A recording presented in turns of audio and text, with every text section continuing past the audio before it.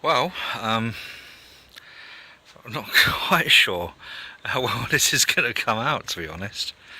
I'm here at the boathouse. We got Bill staying, as some of you might have seen. He's cooked himself a really, really nice steak and chips. Weird day, weird day.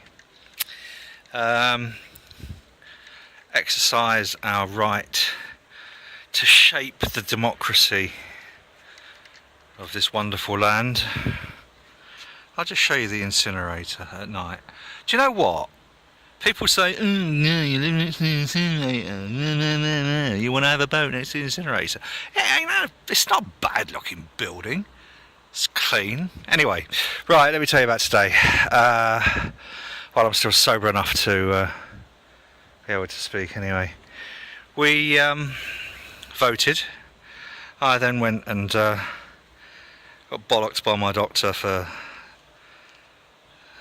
loads of reasons, taking on too much, trying to solve everyone's problems apart from my own. And to be honest, you know, they're right. Let's be frank about it. And then Bill's come to visit. You can't see it in this light, but that's Bill's there. That's his Land Rover that he's done many an attempt to kill at different shows. What I'm going to talk about tonight in this little, I'm going to try and keep it quite short, even though I'm nearly 2 minutes into it, is went out tonight with some friends, and the occasion was my mate's wife, or my mate as well, because Lolly is a mate too, Mum's 90th birthday. Now that in itself is these days, you know, it's just a nice thing to celebrate. But to put it into perspective, she's from Moscow. Now imagine the changes that she will have lived through. 90 years in Russia. Just Google it. Google some of the events of those years. Do it now. Google it. And we think political change, Charlotte checking up on me, we think political change is impossible. Well, look what's happened in Russia. The entire structure of their country, their nation, and you can argue whether or not it's good or bad or whatever, but everything has changed. So to witness that is quite a colossal experience. And Tata is that's the person whose birthday it was. Is brilliant. Oh, she's absolutely fantastic. She's such a good laugh, even though she doesn't talk English. But imagine the type of things that she will have witnessed and experienced in those 90 years in Russia. Quite a powerful and levelling thought, because we've all been voting today, and a lot of people are saying voting today was pointless. Well, it wasn't pointless, and it never will be pointless so long as we can understand that we can cause that change. And obviously, you know, for me at the moment, for those who know what's going on, I'm feeling quite kind of like disillusioned with this country, and I have done for some time, and I don't really know how to put that into any real form of context, because I'm not sure which part I'm disillusioned with. I don't know whether it's politics or my own failing, or my generation's failing to have changed things. We haven't.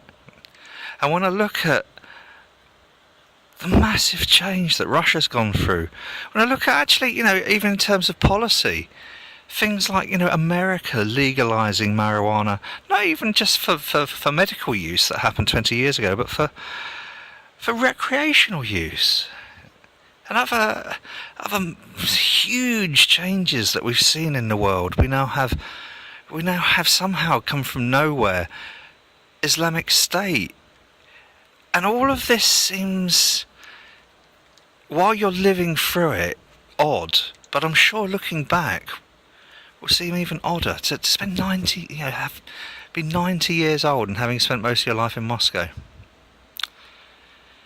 it just kind of, I don't know what it means to be living in the now, feeling so disaffected from the political process, feeling that we don't have the power. And I'm not sure who it was. I think Dennis Skinner, and it's probably a very bad paraphrase, once said politics is all about fat people telling thin people to tighten their belts. And we are disengaged. We are not active citizens. Well, a mate of mine, Nigel, has this thing sort of like active citizen. But I think he's probably like one of the very few people I know who actually gives a fuck and actually stand up and try and do something. And what was really weird, when I got back from the doctors, I didn't think I was going to be able to leave the house for the rest of the day. I was really frightened. I felt really vulnerable, and I actually felt, I didn't know whether I was going to be able to get out tonight. And then a mate of mine posted that her microwave had broke, and could anyone lend her a microwave? And just something as insignificant as that was enough to get me out of the house and actually do something today. And I've been okay, I think, for the rest of the day. I mean, other people will possibly comment otherwise, but I think I've been alright for the rest of the day. And if you think about the journey that Tata's had at 90 years in Russia, it makes me think that we can positively change our environment if we participate. And I know that's probably not what's happened in Russia, but aren't we supposed to be exporting fairness and justice and equality? Aren't we supposed to be encouraging other nations to aspire to be like us, rather than being the target where everybody wants to come and live here? Why aren't we helping the rest of the world to live up to our standards? And that's a broader political question, and it's not about whether the Conservatives do a deal with UKIP or whether the Scottish nationalists get into bed with. Do you know what I was about to say? Oh, sorry, Ed. Well, actually, sorry to Ed's mum. I've never met David or Ed, but I've met Ed's mum, and she would thump me for confusing the two. Anyway, but it's not even about coalitions or anything. It's about, I don't know, just think about what we could change if we really applied ourselves, and think about what changes they've seen in Russia and the impact that's had. I don't know. Right, okay, anyway, listen, I'm only doing this because I realised that I'd forgot to do my 365, but happy birthday, Tata. And in a way, I'm glad my friend's microwave broke, because it did give me a reason to get out of the house. And I'm trying. I'm really desperately trying to find positives from what's been quite a strange year so far. And I have to believe that it's a part of me, it's a part of who I am, that no matter how bad things seem at the time, there's always something positive that can be derived from it. And I'm determined to find that. And I know I'm going to have some very, very bad downy days, seriously downy days. The amount of medication that my doctor has now thrown at me is actually quite frightening from a psychopharmacological point of view, or especially from a neuropsychopharmacological point of view. You actually look at what I'm taking, and fucking hell, I used to control that in a different way. There you go. So that's why I'm making this 365, because kind of like I have to. And the 365 really is of the incinerator. And you know what? It's not that unpretty. I don't think it's that unpretty. It's an industrial building. It's my neighbour. This is my neighbour. It's an industrial building. But do you know what? If you don't like incinerators, don't create so much waste. It's easy. And as far as this place goes, I know a few of the people who work over there. They're lovely people. Look, we create so much waste. We can't just keep chucking it into the ground. It has to be burnt. Don't create waste. You won't have to worry about incinerator. I could have a lot worse neighbours, to be honest with you. Listen, this is in the heart of Sheffield, next to the main arterial route into Sheffield, the major industrial hub of the UK at one point, in that sense, the steelworks and whatever. But it's peaceful as anything. Down here is the canal. That's the incinerator reflected in the canal. There's lots of things in life we can't change. And there's lots of things we can change. We can change policy. We can lobby so that policy is based upon evidence rather than political expediency manipulated by large corporate bodies. We can cause change. We just have to believe in our ability to do it. Now, I'm not really, I wouldn't even fucking vote for me if I was standing in the election, so I'm not the right kind of person to be a politician, but I want to be able to make people understand that some things aren't often as clear-cut as we might think they are. Anyway, that's it. I'm not going to go on anymore. That's my 365 for today, which is a momentous day. This is the day... Do you know what? After having just said how peaceful it is here, do you know what they're about to do? They're about to make a little bit of a noise. I might keep filming so you can hear what it's like. It doesn't happen very often. But they dump a skip full of metal. Here we go. I don't know. Can you see that? Here we go. Yeah. Actually, I can zoom in. Watch. And they tip it over.